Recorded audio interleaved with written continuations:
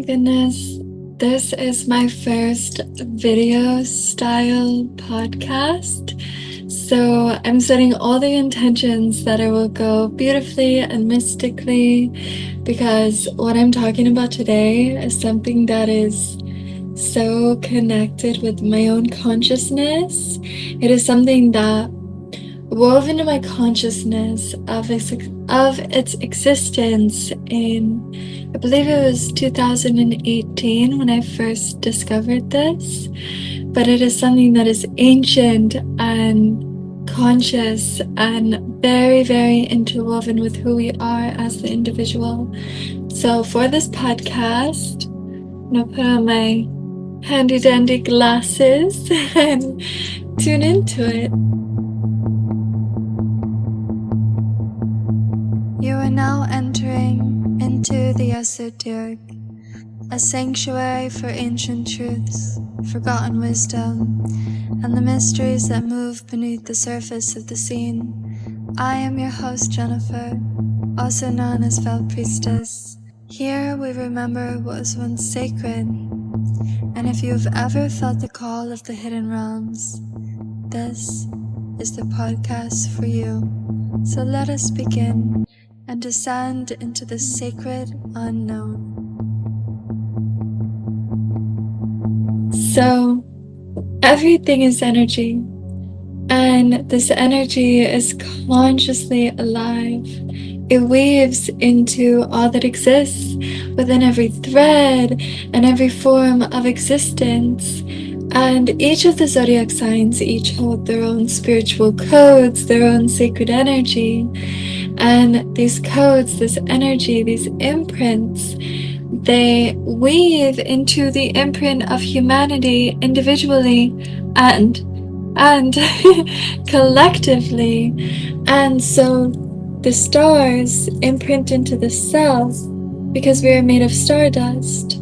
But there is a stream of consciousness, there is the stream of energy that weaves into the constellations, into the zodiac signs that come from even higher realms of existence that imprint the zodiac and then stream into our own consciousness, into our own being. And these are called the rays, the 7 rays. The idea of the 7 rays, it has very, very ancient roots. And it also has modern roots because the thing with consciousness, the thing with esoteric knowledge in the existence of energy that exists, it is always expanding, it is always going higher and higher. And so the modern esoteric framework of these 7 rays, it was formally articulated in the 19th and 20th centuries by H.P. Blavatsky, Love Helen, Alice Bailey, and then the Tibetan Dwal Kul. And so this makes it so the concept itself appears in this symbolic form throughout the ancient religions, mythology, mystical ancient systems. And so I wrote down the timelines of when the 7 rays appear from the most ancient to the most modern. So I'm gonna pull that up because I need to read that so that I get it correct. Okay, so we are beginning in Vedic India, which was around 1500 BCE or even earlier, and I think it was earlier. So the 7 rays first reveal themselves in the Rig Veda, which refers to the 7 rishis, who are these seers and these cosmic beings that are connected with the Great Bear constellation. And then they have the fire god Agni, who is described as having 7 tongues in the form of flames. And in esoteric thought, the flame is very connected to spirit, energy, consciousness. So it all intertwines. And each of his tongues each have a divine expression of his energy. And then we have the 7 horses of the solar chariot driven by Surya, which also again represents the rays of solar light. Let me check my notes. Okay, number 2, we have, deepest apologies if I butcher this. I feel like I shouldn't. Yeah, Zoroastrianism. So in ancient Persia, some videos for me, my toddler is going to intersect in them sometimes, okay?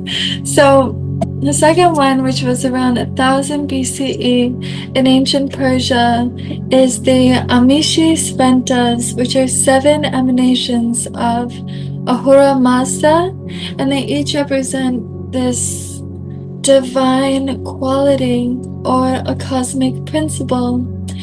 And they are seen as intermediaries between the Creator, the Great Spirit, and then the material world in which we exist upon. And then, then we have the Chaldeans, which was 1000 to 500 BCE.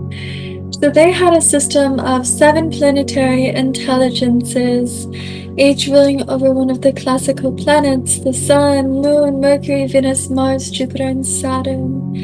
And if you listen to my 7 planetary spheres episode, this might sound familiar to you.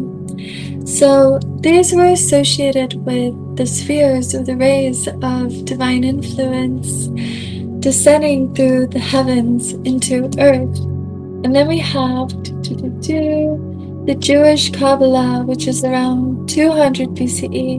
So we have the Sephirot of the Tree of Life, which includes 7 lower spheres, which are interpreted as divine emanations or channels of spiritual light and form. And then we have the menorah, which you are probably familiar with. It is the 7-branch sacred lamp with the flames, and they are symbolic of the 7 divine rays, which are connected with many different cosmologies. And then we have Christianity in the form of the Gnostics.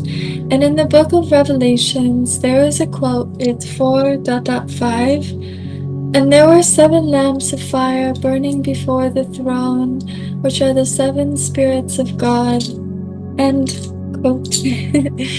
And these Gnostic texts also speak of the 7 aeons or emanations from the one source. Again, you've probably heard that if you've been listening to my podcast.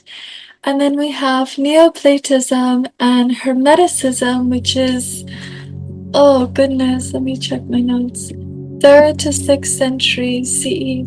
So philosophers like Plotinus described the soul's descent through the 7 planetary spheres, and they would each imprint the soul with a particular essence or an energy. And then we have the Hermetic texts, which I am so deeply aligned with. I love the Hermetic texts.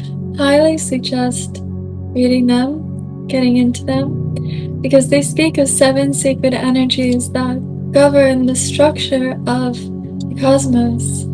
And then finally, about the most modern, we have Theosophy and the Esoteric Revival, which occurred in the late 1800s. We have H.P. Blavatsky, Miss Helen, and in her book, The Secret Doctrine, which I am currently reading, which was published in 1888, she wrote about the 7 rays, the 7 races, and the 7 root energies as these universal spiritual laws. And then we have Alice Bailey, who wrote between the 1920s and the 1940s, and she had a teacher under the guidance of Dwal Kul, and gave the most complete teachings of the 7 rays, because she would intertwine all of the ancient knowledge and intertwine all of it together in order to combine it into a structured understanding of the 7 rays. And so she detailed their planetary, psychological, astrological dimensions, and so much more. So let me close my note. So after reading all of that of the ancient origins, you were probably still left with the question, what the heck are the 7 rays? So according to the teachings of Alice Bailey, each human being is born with a soul ray, a core spiritual frequency that remains constant throughout every incarnation. And the soul ray represents the deeper evolutionary path of the individual. And alongside it, each lifetime brings a different personality ray, shaping how the soul expresses itself through the mind, through the emotions, and the physical body in a particular incarnation. So each of the 7 rays is connected to specific masters of wisdom, ascended masters, if you will, who are these enlightened beings who oversee the development of consciousness here on this earth within this material realm of existence. And these rays are linked to particularly planets, nations, cycles of time, spiritual archetypes, and they form the basis of what Alice Bailey calls new psychology. And it's not the psychology in the modern sense, because it is still very esoteric within the occult, but it is a spiritual psychology, a spiritual science, if you will, where all of humanity is seen as belonging to one of the 7 psychological ray types, each with its own path to development, because we are born to remember who we are in such a spiritual and enlightened manner. When we were born, we forget, but we were born to remember. And I know you feel that in your soul. So from the cosmological perspective, Alice Bailey taught that the rays streaming into Earth and the solar logos, which is the spiritual being or consciousness behind our sun. So these rays they are forces of focused energy that is transmuted through Sirius. And the 7 stars of the Big Dipper, which is the Great Bear, which we reflected upon in ancient India. And then the 7 stars of the Pleiades. So, forming what Alice Bailey describes as the spiritual framework of our galactic system. And their ultimate source, however, it lies within the universal mind. So, what we might call the logos or the divine mind, I think I prefer the divine mind of the cosmos itself. So, the ultimate source of these rays exists within the universal mind, what we call the divine mind. So at the planetary level, these rays are transmitted through Sanat Kumara, and deepest apologies to those who come from India, who speak your sacred language. I apologize if I pronounce it incorrectly, but I am crediting these ancient sources the best of my ability. So then we have who is the Sanat Kumara is the spiritual overseer of Earth and distributes by the planetary spiritual hierarchy. It is believed that the spiritual hierarchy exists in these different rays of consciousness. Think of the heavens and then even higher realms above that. And so in those higher realms of existence are the masters of wisdom, the ascended masters, and they oversee these rays. And so each of these rays, which I promise I'm going to get into They each carry a very unique occult energy, a vibrational frequency, and is traditionally associated with a color, a tone, or a type of spiritual power. And within each ray, there is the light and darkness within each of it because it's essential for our evolution as souls within the human body. And so that in esoteric astrology, each of the 7 rays is connected with some of them up to 3 different zodiac signs, and some zodiac signs are connected with only one of the rays. And these connections, they are not based on personality traits as in modern present day astrology, but it is a soul level function, as Alice Bailey, as these esoteric occultists, as the individuals of the Hellenistic period understood. So the rays' connection with the signs, they flow through them as a spiritual energy, and it influences the evolutionary purpose of each sign. So I'm going to name the ray, what it's connected with, and then the sign associated with it before I go deeper into the rays themselves. Okay, so the first ray is the ray of will and power, and is connected with Aries, Leo, and Capricorn. And then we have ray number 2, which is love and wisdom, and it's woven with Gemini, Virgo, and Pisces. And we have ray number 3, which is active intelligence, connected with Cancer, Libra, and Capricorn. And then we have the 4th ray, which is harmony through conflict, which is connected with Taurus, Scorpio, and Sagittarius. And then we have the 5th ray, which is a concrete science and knowledge, a spiritual science. And it's connected with Leo, Sagittarius, and Aquarius. And then we have the 6th ray, which is connected with devotion and idealism, and it's connected with Virgo, Sagittarius, and Pisces. And then we have the final ray, ray number 7, which is ceremonial order and magic, and it's connected with Aries, Cancer, and Capricorn. And you may have noticed, and you mentioned this previously, that some signs are influenced by more than one ray. So, for example, Capricorn is influenced by rays 1, 3, and 7, which shows its complex and spiritual capacity for power, intelligence, wisdom, and a ceremonial grounding in order to ascend.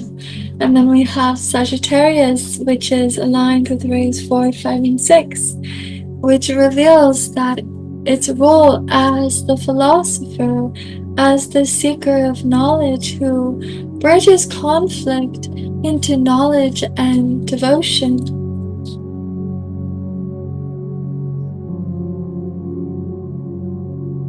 And so, before I go into the deeper understanding of each ray, of each code that exists within these rays, I really want to illuminate upon something, because perhaps it touched your attention before when I brought it up. The soul ray, which differs from the astrological imprints of the rays. So, unlike the zodiac, you cannot calculate your soul ray with the birth data alone. There is no chart, there is no software for it, because your soul ray, it's not based on time, but on a spiritual vibration, and it can be understood by inner development through spiritual journey and through the differing stages of your soul's evolution. So, by beginning to study the qualities of each ray, their strengths, their weaknesses, their motivations, their distortions. So, as I was saying, by beginning the study of the codes, the qualities of each ray, their strengths, their weaknesses, their distortions, their motivations, the light and shadow within each one, and truly taking the time to observe which one resonates most deeply with your true self. Not your personality, not your ego, but your true self. So, for example, maybe you're someone who feels called to lead, to break new ground, to break out of the matrix, if you will, and express this power. This can reflect ray number one. Or perhaps you're an individual who is the embodiment of love as wisdom, and wisdom is love, who is constantly seeking deeper truths and a divine unity that may reflect ray number two. And then perhaps you were drawn to science in a metaphysical way, or even just science in general, hey, or knowledge or systematical thinking. This can point to ray number five. So, as Alice Bailey said, the soul ray is with you throughout all of your lifetimes because it is the one that is connected with your soul. Whereas your personality ray, it changes from life to life, but it also can change throughout this lifetime. And then the personality the personality ray, reflects your current incarnation's outer traits, like being analytical or artistic or devoted or kind or curious, such things of this nature. And that can often be mistaken for your soul ray, as I said. But your soul ray, it is deeper and it feels deeper, like the central thread, that inner thread of your life's purpose, beyond your mood, beyond your upbringing, beyond life's circumstances that have shaped you. It shows up in lifelong themes and patterns. What you serve, especially when nobody is watching, who you are when nobody is around, and what energies feel home to your higher self. And then in esoteric schools, they often empathize disciplined meditation, visualization, and just different spiritual practices as a way to become sensitive to your own soul's vibration and really doing the inner work of being able to understand your soul's ray. And some seekers even work under the guidance of a teacher who is trained in esoteric psychology to help diagnose or understand the true ray over a structured amount of time. Because sometimes we need another individual to truly guide us home, but it is up to us to find that home. So when I tune in, which I promise is very, very soon, into the essence and codes of each ray, I want you to take this as an invitation to reflect on which ray feels the most connected to your soul, your personality, your mind, emotion, body, all these different rays. And note that, as I said earlier, the personality ray can differ and shift as you grow and transform and transmute into your true self. So now that I've said that, it is time. Let's get into the first ray, which is the ray of will and power. So the primary impulse of this ray is to initiate, to destroy limitation, and to lead towards a divine purpose. So the essence of this first ray, is the essence of the divine will, not a personal willingness, but the original creative intention behind your existence. It comes from your soul, from your spirit, from that inner flame within you, and it breaks down what no longer serves and it creates a new order. Its work is destruction for the sake of renewal, for the sake of transmutation. And at the higher level, Ray 1 will embody detachment and fearless action and spiritual sovereignty. And it fuels the leaders of soul evolution, those who can stand alone. It doesn't mean you have to, but you can stand alone and take great responsibility and act as these vessels of divine purpose.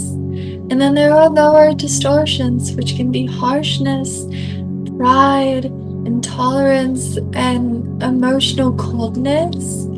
And it can often appear in early incarnations as dominating, forceful personalities before they soften as they grow and become safe within their true self.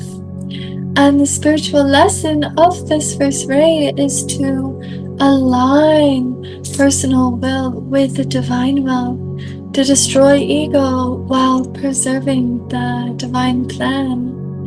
And there is deferring ascended masters with each of the rays. I'm just going to make note of that now if that's something that you're interested in. There are resources out there.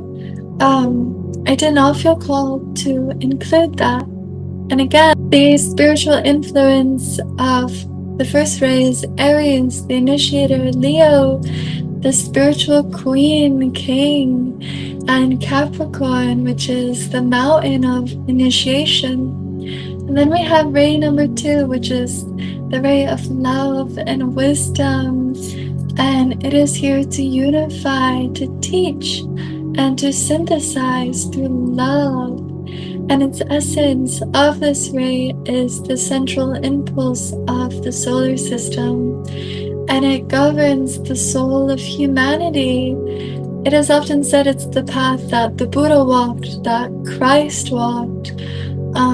Those who blend, who intertwine love with truth and use that force to heal and harmonize and uplift. And the soul expression is a deep wisdom that comes not from intellect, and it doesn't mean you don't have intellect, but this wisdom doesn't come from intellect. It comes through the heart's intelligence, from the heart center.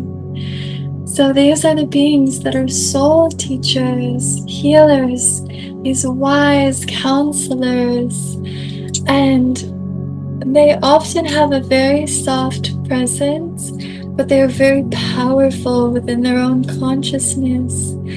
And then the lower distortion of this ray is being sentimental, overgiving, martyrdom, being indecisive, and sometimes even a spiritual superiority.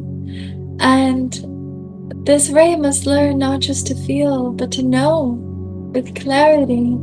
And so the spiritual lesson for this ray is to anchor in divine love into human relationships and to teach truth through compassionate wisdom. And again, it is connected with Gemini and Virgo and Pisces. So connection, sacred servitude, and universal compassion.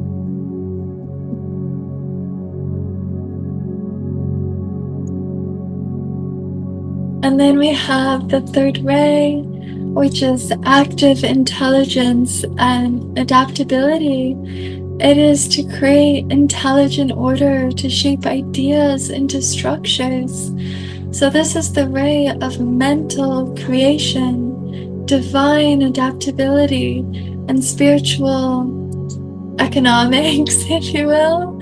So it builds through the mind. It's abstract, it's logical, it's visionary, it is systematic, it is the manifestor through the mind, and it is one that is often misunderstood.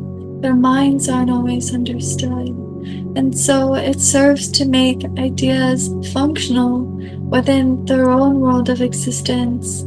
It is the soul expression of philosophers, strategic minds, visionaries, and the individuals who have this ray, they create these complex systems, business empires, spiritual frameworks, and they are always seemingly seeking to manifest the divine blueprint.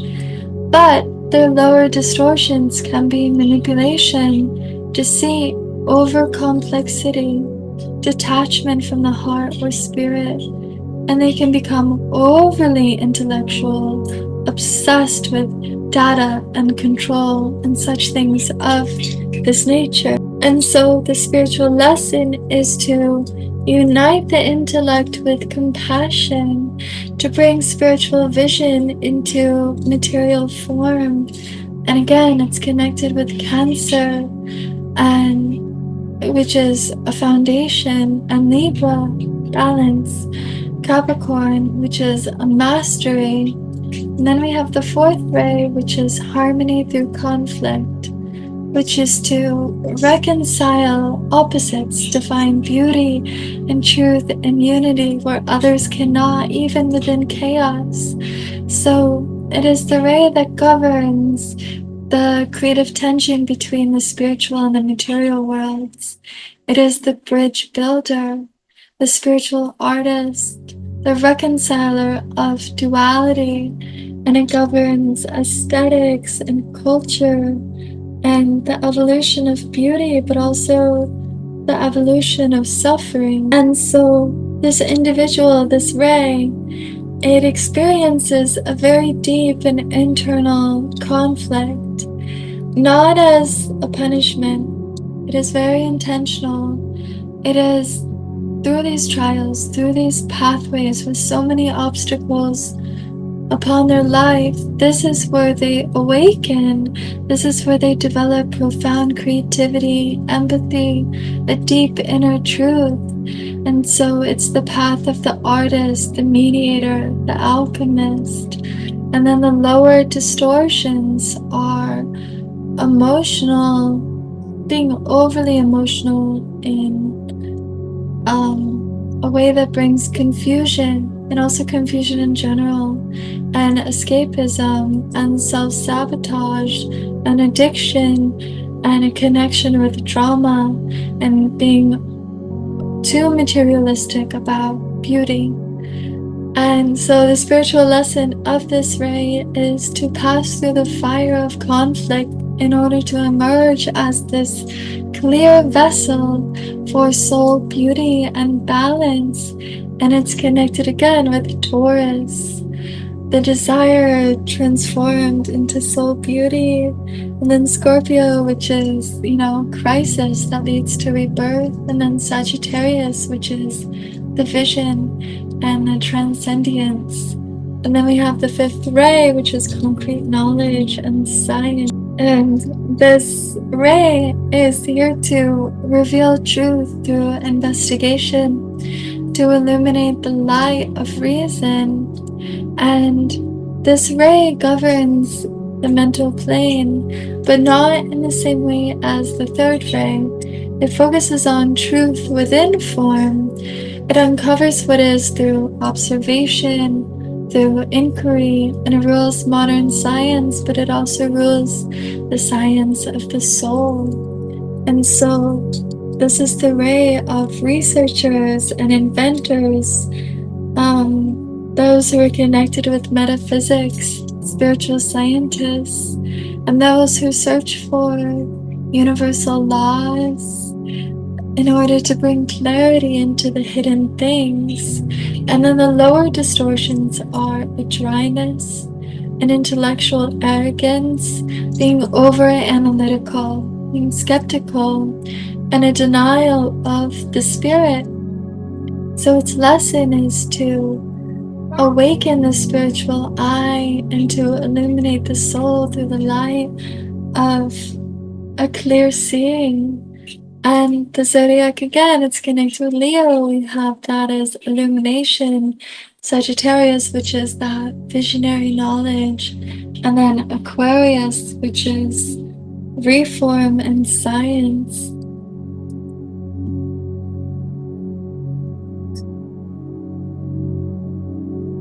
And then we have the sixth ray, which is connected with devotion and idealism.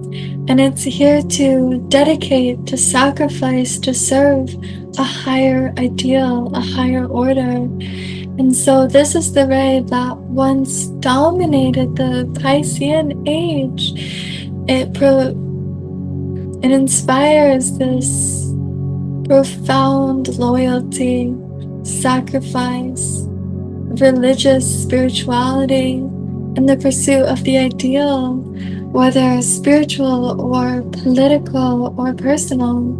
It moves the masses through feeling and through inspiration. And so this is the ray of missionaries, mystics, martyrs, reformers, and saints even.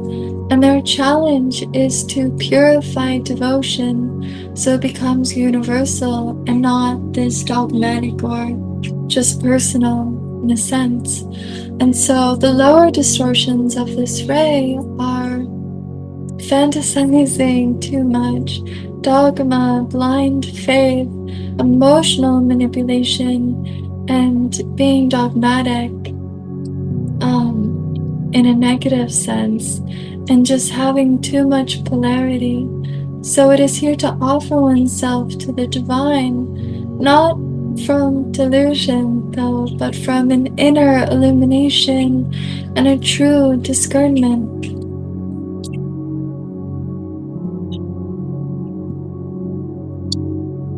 And then we have the seventh ray, which is ceremonial order and ritual and magic.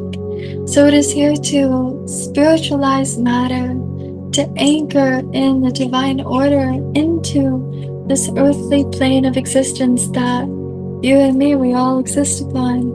So it's the ray of alchemy, it's the ray of sacred law. It governs initiation, spiritual ritual, codes of conduct, and it is the relation between spirit and form. And it is the ruler of this incoming Aquarian age because it's bringing new societal blueprints. And so this is the one that rules, this is the ray that rules priests, priestesses, ritualists, temple builders, reformers, ceremonial magicians, and these are the souls tasked with honestly building heaven on earth, whether it's through institutions or art or energy or community. And the lower distortions, the lower energies can be being too rigid, obsession with appearances. Again, just like the previous one, being too dogmatic and having a control via the system. And so the spiritual lesson is to manifest spiritual law with purity and rhythm, to become a vessel of just the divine pattern, that spiral, the sacred geometry of ritual and magic. And then, of course, again, we have Aries, the initiator, Cancer, the magical container, and then Capricorn, which is the temple of form. And then the end of a brief description of each ray. And then I want to note that in esoteric astrology, in the formula derived from Alice Bailey, each zodiac sign transmits a specific ray energy, like I said. So the soul is the higher self, the personality is the lower self, the mind, body, emotion, and then the path of initiation or dharma. So when you are really reflecting about these rays, I want you to look at the list I just said of soul, personality, mind, emotion, body, dharma, etc., to see which ray intertwines with it both. And hey, you could be like, well, my soul and my personality are ray 5. you can have more than one ray connected with each of the aspects of the self, okay? It's not like you have to have a certain ray for each of the body, mind, spirit, soul, etc. And I just really wanted to make note of that. Also, astrology can be a tool for better understanding this within yourself. And so, as I said before, each zodiac sign transmits the energy of a particular ray or rays to the soul, to the personality, depending where it shows up in your natal chart. So, let's say somebody has a sun in Cancer, rising Capricorn, moon in Virgo. Okay, so these three signs transmit the following rays. Cancer, ray 3 and 7. So this person will have active intelligence and be connected to something. Well, you made that? That's really cool. Can I see it? It's a robot that my son made. It's a D-Dog? That's so cool. Yeah, Dad. We show her you. Okay, when I'm all done, can you show me? Yeah. Thanks. I'm done. I think I'm gonna keep that in and I can edit it out. And then if they're rising, what did I say? Capricorn. It is rays 1, 3, and 7, so it's connected with willpower and intelligence and magic. And then Virgo, ray 2 and 6, which is love, wisdom, and devotion. And it is wise, of course, hello, it's me, to intertwine both tropical and the 13th zodiac within each of these rays in order to fully reflect deeper upon better understanding yourself, because these are conscious tools. This energy, it exists within you. So this person who is imaginatory, or maybe you're watching this and you're like, hey, that's my big 3. So you, this person, may receive a very strong ray 3 energy, and a ray 7 energy, and a ray 2, and a ray 1, because it reveals itself in multiple of the signs. So this will mix the psychological and the spiritual archetype of the person, depending on the houses, the aspects, the evolution of the soul, and one of those rays can become the dominant. And so the ray of the zodiac sign, it doesn't determine who you are, but it can influence the tone and the direction of your soul's evolution and service. So your soul purpose could be aligned with your sun, your rising, and then the esoteric ruler of that sign receives these rays that reflect your mission. So Leo rising transmits rays 1 and 5. So your soul might be here to lead and illuminate truth through the 5th ray.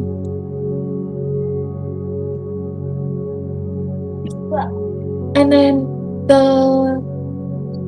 the psychological patterns, signs like Scorpio, who is ray 4 and 6, they bring inner conflict in order to transform, in order to develop this devotion towards a spiritual rebirth. Oh my God, let it go. Oh, can you fix it? Yeah. Okay. Getting back to it.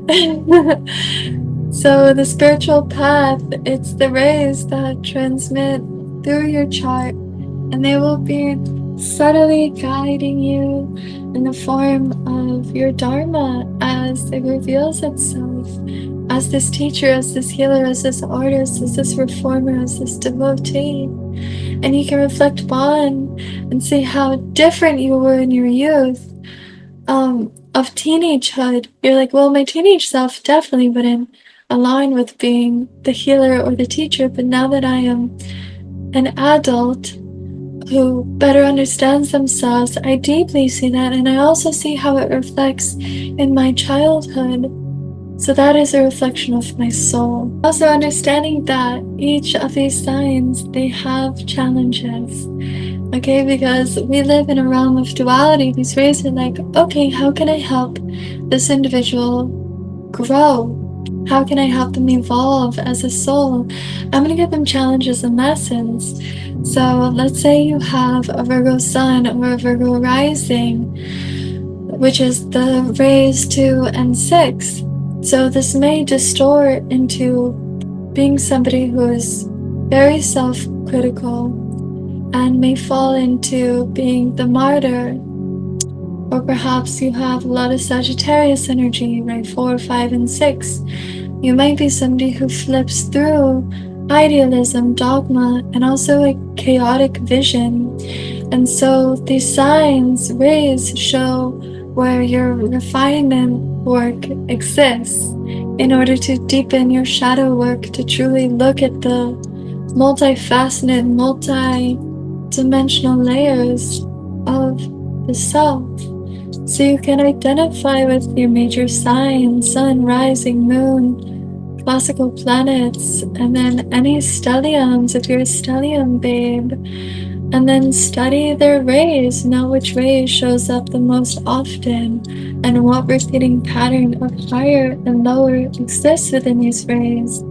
And then compare your actual ray types, like your soul ray, your personality ray, if you are consciously aware of that. And then align these rays with your life path. Start by honoring those rays through spiritual practices and the inner work. And watch your life transform, or even dedicate a journal to this knowledge. As I said, there's a lot of resources out there upon the 7 rays. This is just your doorway opening up to it. And so, yeah, tracing these threads of the 7 rays through the signs, the soul, the greater plan, we as the individual begin to see the deeper architecture behind astrology itself, the human self, the higher consciousness of existence, of purpose and evolution and service. Because again, these rays, they're not just merely energy particles, they are streams of conscious energy, sacred intentions that penetrate the individual, and they shape our minds, they color our emotions, they guide our steps, and they reveal not only who we are, but we are becoming. I'm almost done. Give me 5 minutes. Or sit in your chair. And then the zodiac sign, it's not, or the zodiac in entirety, it's not this flat wheel of traits. It is a spiritual matrix. It's encoded with rays that pour through us, which awaken our soul's memory of its divine function. So please explore your own rays, your soul ray, personality ray, etc., etc., and truly witness how these streams filter into your life. I know that it's a deep initiatory work, servitude, journey in order to better understand this. So it's not to put you in a box or add another label or title. It's to assist you in understanding your place in the larger spiritual realm of existence, because astrology, consciousness, spirituality, it's not here to define you or describe you. It is here to awaken you. So thank you, beautiful beings. Such an honor to be here with you and to have my first video podcast episode. If you're watching this on YouTube, perhaps you're watching this or tuning in, listening on Spotify or Apple Podcasts. It feels beautiful and it feels right and it feels more sacred to share this screen with you, because I know that your majestic self is on the other end of this. We are honoring each other. And if this podcast resonates with you, if you love it, if you align with it, if it touches something within your soul and your spirit, please, please, please rate the show on Spotify and Apple Podcast. Share it with your friends. And if you want to connect deeper, my social media handles are at Veil Priestess. And you can book astrology readings, psychic readings, many beautiful conscious things within my website of veilpriestess.com. So thank you, beautiful soul, for being here, for being you. This was Into the Esoteric. I am your hostess, Jennifer. May your day be filled with beauty and magic. Blessed be.